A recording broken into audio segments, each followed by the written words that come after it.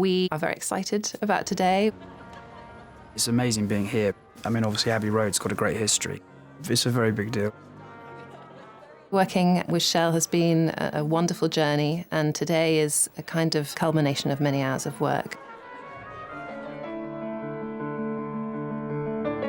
The Shell brand is known for many things. Not only its technology, but its commitment to building communities, to building nations, investing in young minds to solve the energy challenges of the future of this planet.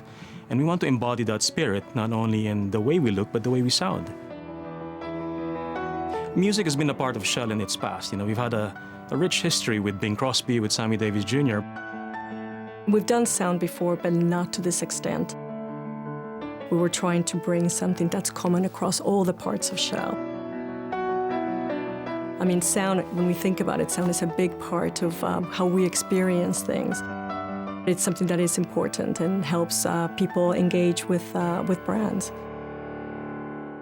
We came together with expert agencies, and we have been very fortunate after quite a thorough search for potential composers to work with a brilliant young composer named Tom Howe, who's making quite a big name for himself in Hollywood. He has a knack of writing a tune that becomes memorable and timeless and accessible to people around the world. I'm in Los Angeles now, so I've been there 6 months. I'm doing TV and film music, so different television series and working on feature films and things like that. As a composer, you're always by yourself. It's great having people who you can echo ideas off, and it's been great just having that feedback and also that support as well. We began by doing a very deep musical analysis of all the music that Shell had ever created for any touch point across any communication. Amazingly rich heritage. They talked about the history of the brand and, you know, the future of the brand and where it was going. And then I was given musical examples of things that bits of it were liked, but it wasn't right. When we talked initially about the sort of the values of the brand, I mean, for instance, the sort of human and kind of traditional element to it as well, because obviously the brand has a history, and that's where the real instruments come in. We talk about layout of the orchestra and make sure everyone's on the same page. When we were recording, we did woodwinds and strings separately from the brass, so then you can have like a strings-only version or a brass-only version, or we can take away the theme on the trumpets. We did that separately as well, and it just gives you lots of options.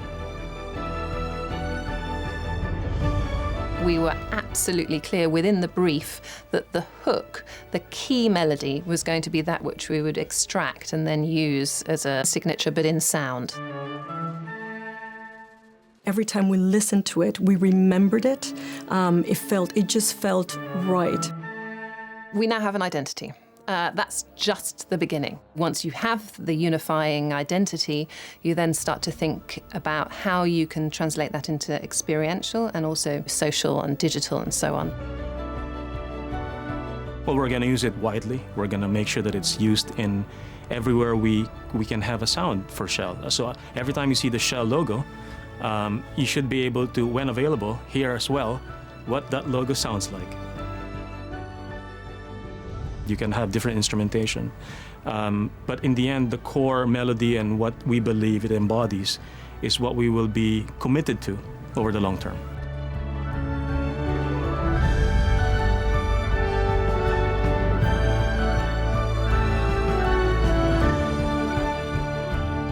Well, over the last 100 years, the Shell logo has been one of the most recognizable and certainly most ubiquitous visual icons in business.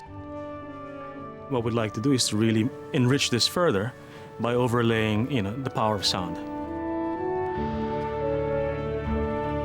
As we craft and sharpen our overall brand narrative, we want to make sure that that is then embodied in every aspect of our branding. When you hear the sonic signature of Shell, we'd love to think that even if you can't see it, you can somehow visualize the spirit, the energy, the personality, the whole cachet of the brand.